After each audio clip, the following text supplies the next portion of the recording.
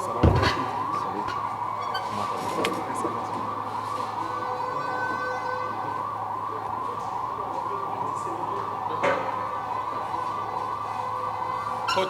pole kwa mchezo, pole kwa matokeo. Kiufundi ilikuwa namna gani mpaka umeruhusu kupoteza mchezo huo ugenini? Désolé pour les résultats, désolé pour les matchs. C'est ça le football. Tu peux parler qu'est-ce qui a été la raison de perdre le match d'aujourd'hui techniquement, c'était qu'est-ce qui était le problème? Je vous remercie. Je pense que on savait déjà au départ que ça n'allait pas être un match facile. On sent très bien que cette équipe a énormément d'expérience et aussi joue à domicile. Et ça, c'est un avantage aussi. La différence, je pense qu'ils ont été plus efficaces. Ils ont eu 2 situations de but, ils ont marqué. Et par rapport au contenu, je pense qu'on n'a pas été mauvais. Mais voilà, c'est ce genre de match, ça ne se joue pas seulement sur le plan technique, hein, il faut que tu sois capable de marquer des buts. Asante, nashukuru. Nilijua kama itakuwa mechi ngumu kama nilivyosema, sababu timu tuliocheza nao ni timu nzuri. Wametengeneza nafasi na wakafunga hizo nafasi ambazo tengeneza. Na pia wako nyumbani. Kwanza ni bora na pia wako nyumbani na nafasi ambayo walioipata wakaitengeneza. Ni mpira, sababu mpira unaweza kaiandaa namna hii inakuja kucheza namna nyingine. Ni mchezo, lakini nawaza wote mliona kama haikuwa mechi nyepesi, ilikuwa mechi nzuri. Sio kama tulikuwa wabovu, lakini ndio hivyo, lazima matokeo yapatikane kwa upande mmoja. Swali kwa kocha.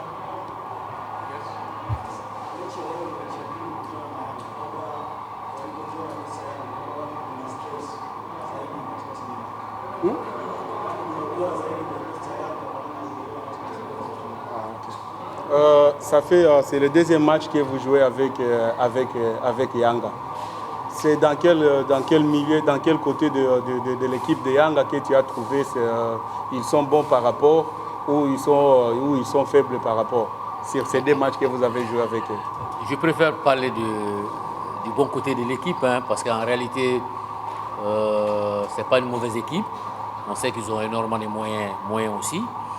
Voilà.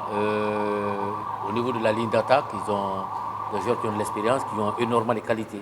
Voilà ce que je peux dire, surtout au niveau de la ligne d'attaque. Kitu ambacho naweza nikasema kwa upande wa Yanga, wana kikosi kizuri, hasa kwenye staff ya ushambuliaji, wana wachezaji wazuri wenye experience na ni wazuri pia, na ni timu nzuri ambao pia hata kifedha wako vizuri, ni timu nzuri.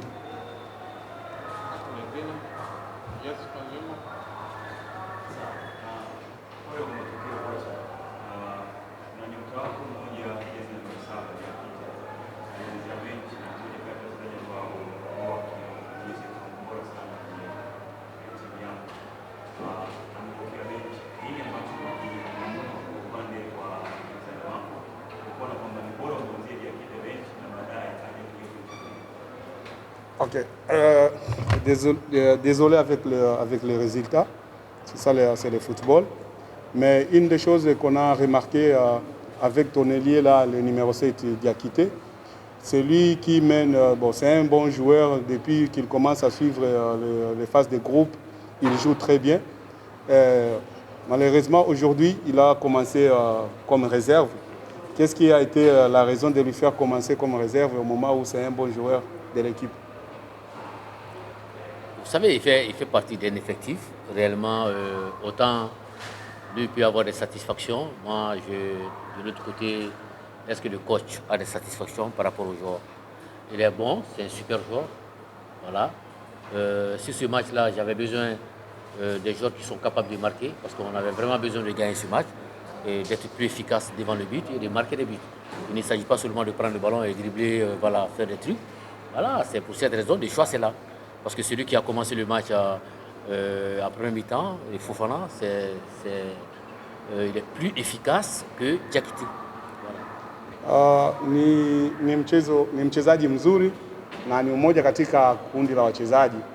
So hata yeye kumtumia anaweza akamtumia mwingine na yeye akamwacha nje kutokana na plani ambao aliyoweka. Plani ambao aliyokuja nayo ni kuweka wachezaji ambao wazuri kwa kufunga ili wapate magoli, kwa sababu yeye ni machachari, anaweza akaingia kuja kufanya vitu vyake. Hata yule ambaye aliyeanza Fofana ni mzuri na ana quality nzuri sana na amemfurahisha na ndio maana akamwanzisha, lakini Diakite naye ni mchezaji mzuri, lakini katika mfumo ilibidi yule aanze kisha yule atakuja kuingia baadaye. Swali moja la mwisho kwa dada.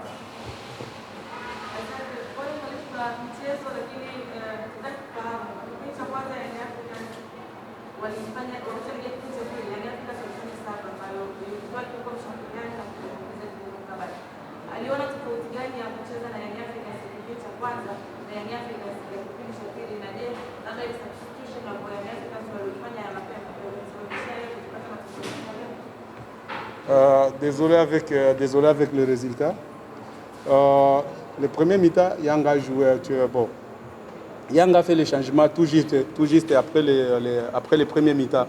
Il a fait sortir un milieu offensif pour faire entrer un milieu défensif. D'après vous, qu'est-ce que vous avez trouvé comme difficulté quand Yang avait fait ce genre de changement, de faire sortir un milieu offensif et faire entrer un milieu défensif?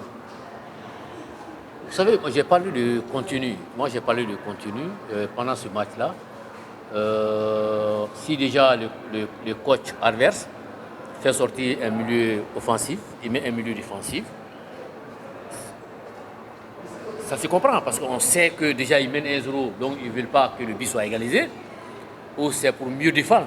Parce qu'en réalité, après le but de Yanga, c'est Yanga. Oui, c'est Yanga. Voilà, après le but, je pense qu'on a dominé la plupart du temps le match. Voilà, donc peut-être qu'il a fait ça pour avoir plus d'assurance sur le plan défensif, réellement. Bon, après on prend un deuxième but sur une erreur défensive. Bon, c'est des choses qui ne doivent pas arriver réellement à ce niveau, c'est pas normal. Mais c'est le coach qui sait pourquoi il a fait le remplacement. Il a fait sortir un milieu offensif ou faire sortir un attaquant. Ça peut arriver que tu fasses rentrer un défenseur ou un milieu défensif. C'est pour vraiment sécuriser au niveau de la défense. Sababu alifanya mwalimu ni plani yake, kujua labda tayari tuna goli moja, tumtoe mshambuliaji ili tuweke mkabaji. Lakini kabla ya kufungwa goli la pili, nawaza tuliutawala mchezo, tukacheza vizuri, na goli la pili tulikuja kufungwa ni makosa ya mabeki, na huwa inatokea katika mpira wa miguu. Nawaza kila mwalimu ana sababu yake, labda mwalimu alifanya hizo sub kumtoa mshambuliaji kumuingiza beki ili aje aziwie goli lake moja na yuko nyumbani. Ni jambo la kawaida kwenye football. So ndio hivyo. Merci.